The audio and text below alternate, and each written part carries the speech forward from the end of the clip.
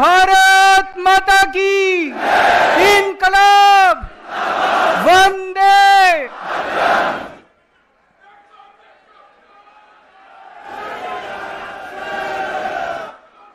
आज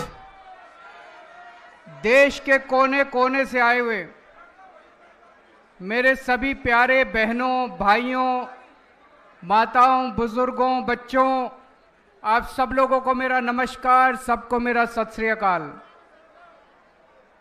पूरे देश भर से आज ढेरों हजारों की संख्या में साथी यहां पे जंतर मंतर पे एकत्रित हुए हैं। मंच पे बहुत सारे हमारे साथी बैठे हुए हैं, दिल्ली से, गुजरात से, गोवा से, पंजाब से, हरियाणा से, आगे भी सामने छत्तीसगढ़ से, राजस्थान से, मध्य प्रदेश से, उत्तर प्रदेश से। आप सभी साथियों को मेरा नमस्कार, सबको मेरा प्रणाम, सत श्री अकाल।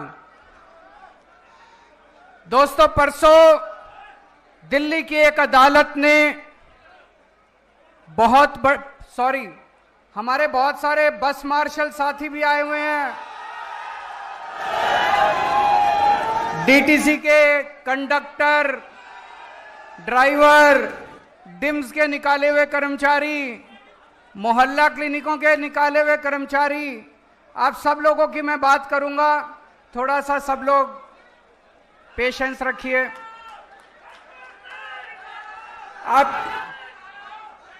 अभी आप लोगों ने अपने कागज भेजे, मुझे आपके कागज मिल गए हैं।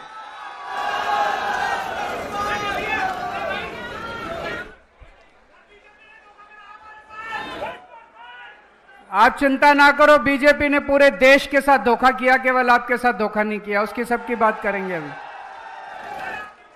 दोस्तों, परसों दिल्ली की एक अदालत ने ऐतिहासिक फैसला दिया है। दिल्ली के लोगों के पक्ष में, देश के लोगों के पक्ष में। मैं दिल्ली के लोगों को, देश के लोगों को इस ऐतिहासिक फैसले के लिए बहुत बहुत बधाई देना चाहता हूं।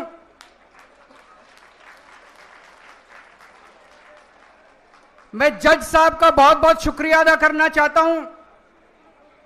आप सोच के देखो, आज देश में ऐसा माहौल है, इतना डर का माहौल है, इतने डर के माहौल में जज साहब ने इतना धाकड़ फैसला सुनाया है। एक बार जोरदार तालियों के साथ जज साहब का शुक्रिया अदा कर दीजिए। पिछले 4 साल से मोदी जी ने और अमित शाह जी ने षड्यंत्र रच के दिल्ली के लोगों को बहुत परेशान किया, बहुत दुखी करा। उन दोनों ने, मोदी जी ने और अमित शाह ने षड्यंत्र रच के बोले तुम्हारा बेटा चोर है, केजरीवाल भ्रष्टाचारी है, केजरीवाल ने शराब घोटाला करा है, केजरीवाल 100 करोड़ रुपए खा गया। सवेरे से शाम तक मीडिया में डिबेट चलते थे, केजरीवाल भ्रष्टाचारी है, केजरीवाल चोर है। लोगों को बहुत दुखी करा। जज साहब ने फैसला सुनाया है, मोदी जी आप झूठ बोल रहे हो, केजरीवाल कट्टर ईमानदार है। जज साहब ने फैसला सुनाया है, कोई सबूत नहीं है। जज साहब ने फैसला सुनाया है, पूरा केस फर्जी है। यह जज साहब का फैसला एक बार 600 पेज का फैसला है, कोई ऐरा गैरा फैसला नहीं है। पढ़ के देखो आप लोग, ऐतिहासिक फैसला है। कई वकील बोल रहे हैं कई सदियों के बाद ऐसा फैसला लिखा जाता है। मोदी जी और अमित शाह जी आम आदमी पार्टी को ठिकाने लगाने के लिए इस पूरे केस को खुद पर्सनली, व्यक्तिगत तौर पे मॉनिटर कर रहे थे। केजरीवाल छूटना नहीं चाहिए, मनीष सिसोदिया छूटना नहीं चाहिए, सतिंदर जैन छूटना नहीं चाहिए, संजय सिंह छूटना नहीं चाहिए। उन्होंने पर्सनली मॉनिटर किया। यह जज साहब का फैसला मोदी जी, अमित शाह जी और बीजेपी की गाल पे जोरदार तमाचा है। लेकिन दोस्तों, आज मैं अपनी बात करने नहीं आया आपके बीच में, आज मैं देश की बात करने के लिए आया हूं। मैं अपने देश से बहुत प्यार करता हूं। I love my India. मैं भारत से बहुत प्यार करता हूं, बहुत ज्यादा। दोस्तों, मेरे को याद है जब मैं आईआईटी में पढ़ता था, आईआईटी में मेरे बहुत अच्छे नंबर आए, पढ़ने में अच्छा होता था मैं, मेरे बहुत अच्छे नंबर आए। मैं चाहता तो अमेरिका जा सकता था पढ़ाई के लिए, मैं चाहता तो नौकरी करने अमेरिका जा सकता था। मेरे बहुत सारे साथी अमेरिका चले गए, लेकिन उस टाइम मेरे मन में एक ख्याल आया कि देश का बहुत बुरा हाल है। अगर हम सारे पढ़े लिखे लोग पढ़ पढ़ के, आईआईटी से पढ़ पढ़ के, बड़े बड़े इंस्टीट्यूशन से पढ़ पढ़ के अगर अमेरिका चले जाएंगे तो अपने देश को कौन संभालेगा, अपने देश को कौन ठीक करेगा। मैं अमेरिका नहीं गया, मेरे अच्छे नंबर थे, मैं अमेरिका की बेस्ट यूनिवर्सिटी में जा सकता था, मैं अमेरिका नहीं गया, मैं भारत में रहा। जब मैं इनकम टैक्स डिपार्टमेंट में गया, मेरे को याद है सबसे पहला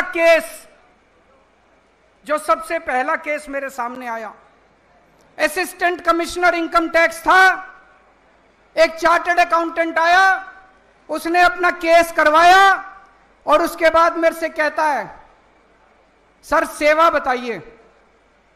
मैंने कहा इसका क्या मतलब हुआ? बोला जी कितने पैसे लगेंगे?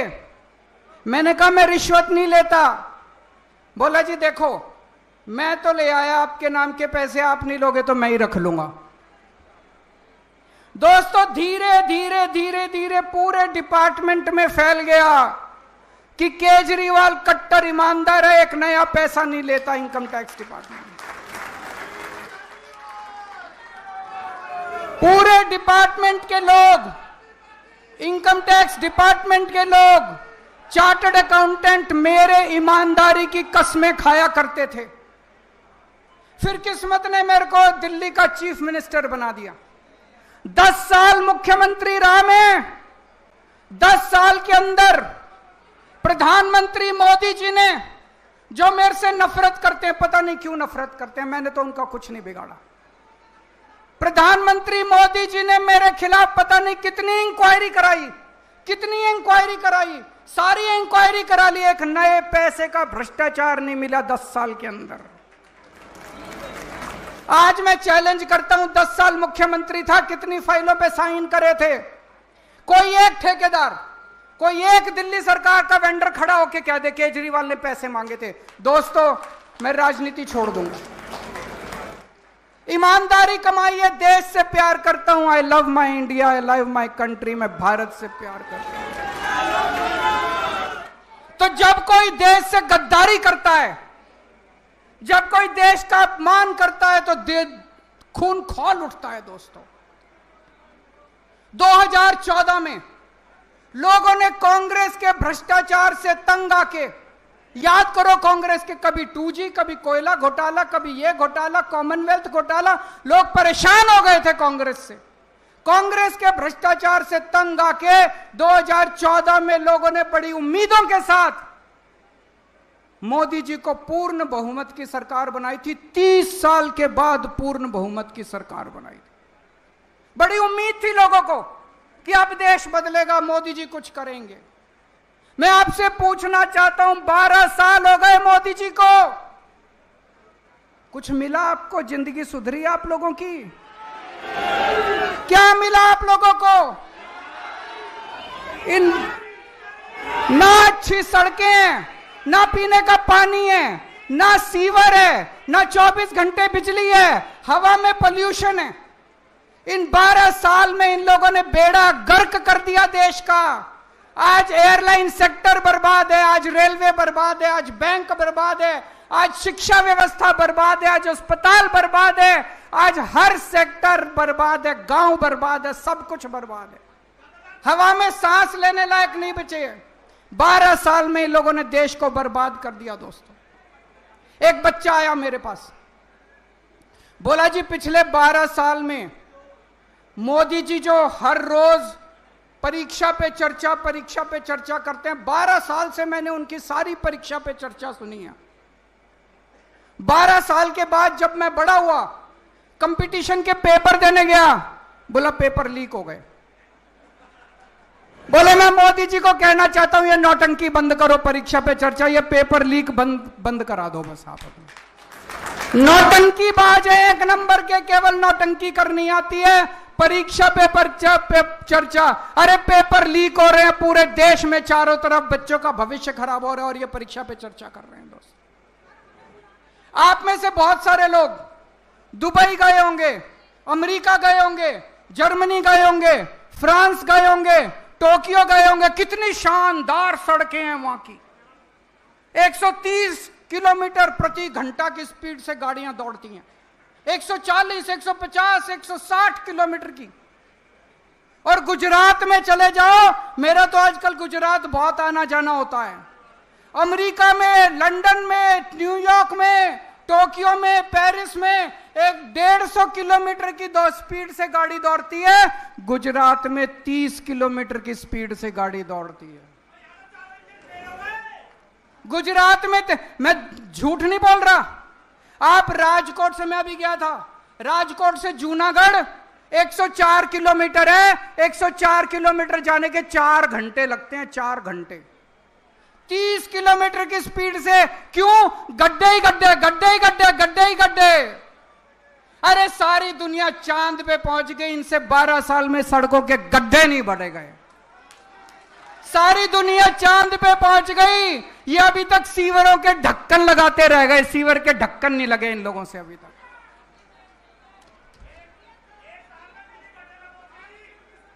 अभी आएंगे, दिल्ली पे भी आएंगे, चिंता ना करो।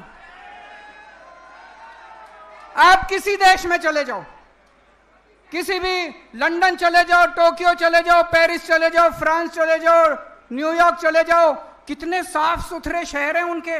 एक जरा सा मिट्टी का तिनका नहीं मिलता।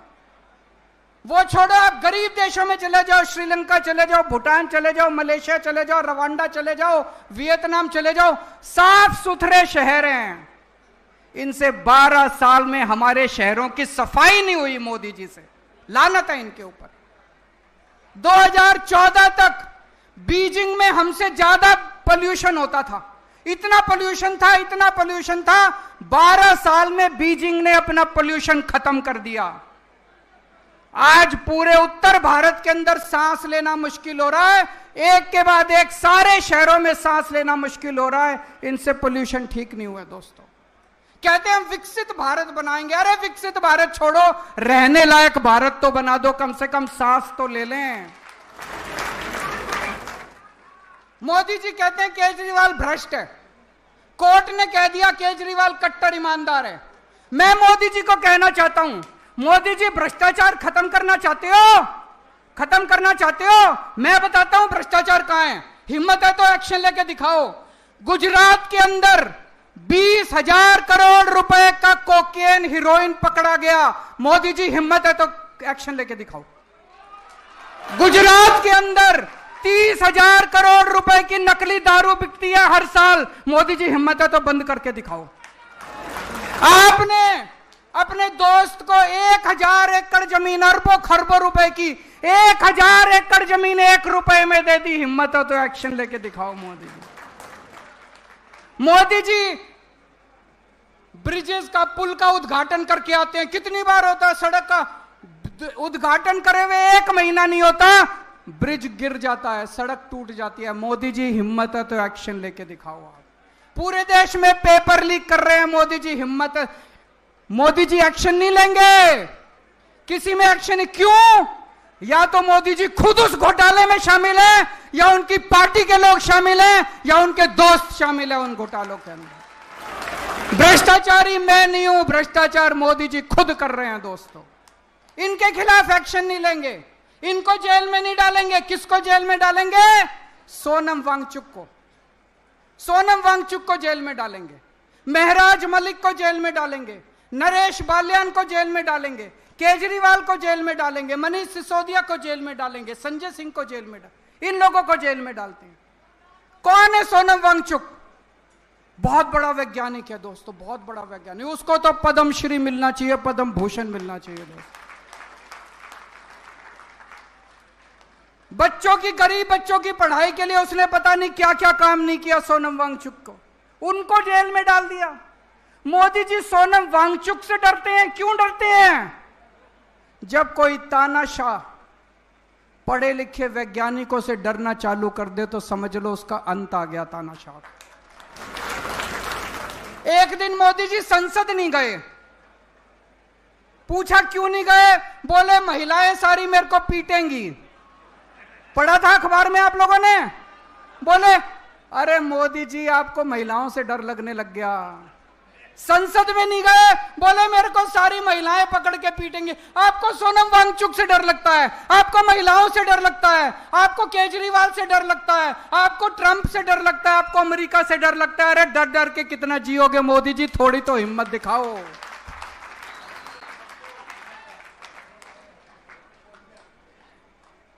मुझे गिरफ्तार करके मोदी जी ने और अमित शाह जी ने बड़े बड़े संदेश दिए हैं। उन्हें संदेश दिया है, खबरदार अगर सरकार में कोई ईमानदारी से काम करेगा, अगर कोई ईमानदारी से काम करेगा केजरीवाल वाला हाल कर दूंगा तुम्हारा। उन्होंने संदेश दिया है।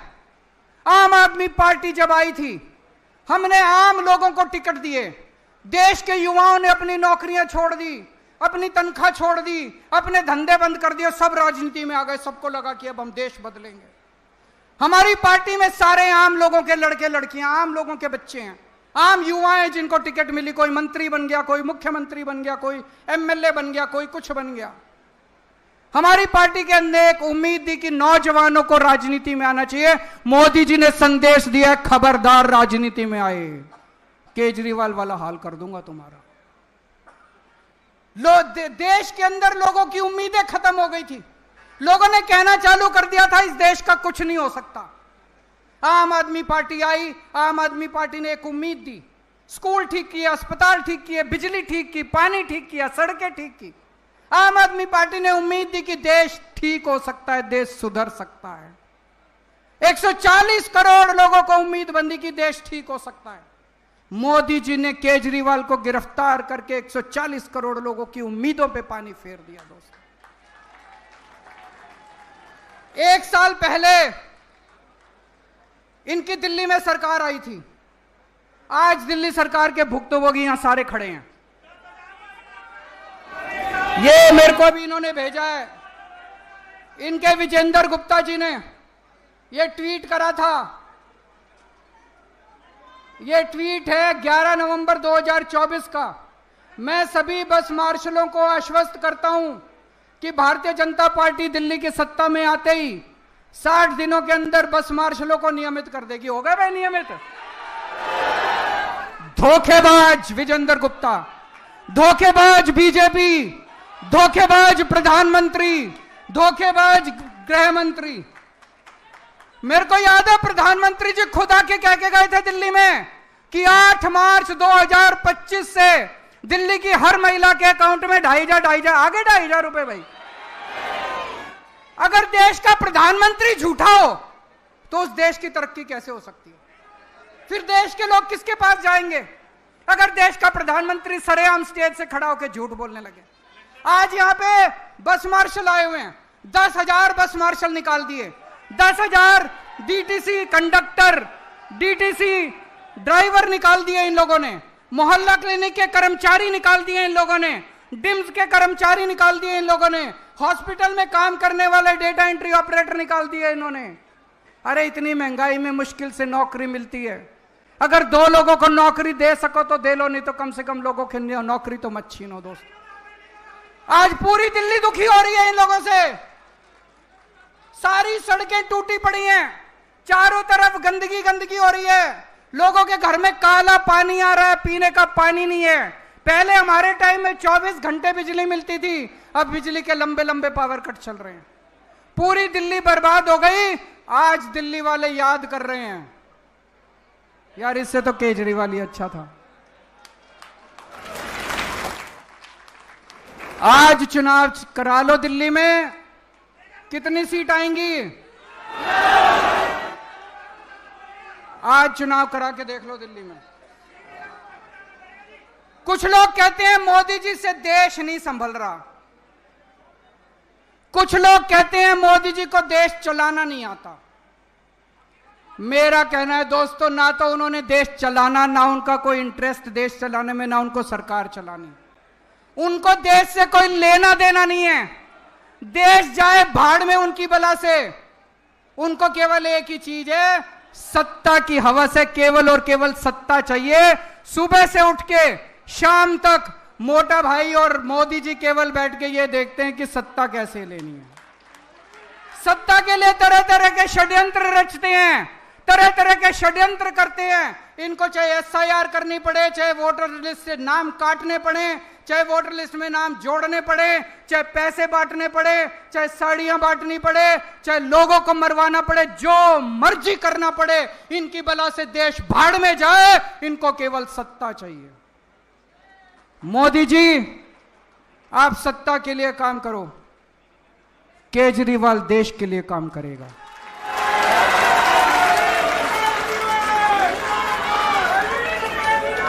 दोस्तों, ये वही जंतर मंतर है जहां पे देश के लोगों ने हुंकार भरी थी और देश भर से कांग्रेस का सफाया हो गया था। आज जंतर मंतर का ये दिन ऐतिहासिक है। वो दिन भी याद है, वो दिन था 4 अप्रैल 2011। आज की तारीख नोट कर लेना। आज के बाद भारतीय जनता पार्टी की देश भर से उल्टी गिनती शुरू हो चुकी है। भारत माता की, भारत माता की। बहुत बहुत धन्यवाद सर। सब लोग अपने स्थान पर खड़े हो जाएं राष्ट्रगान के लिए। राष्ट्रगान, सारे लोग अपने स्थान पर खड़े हो जाएंगे राष्ट्रगान के लिए।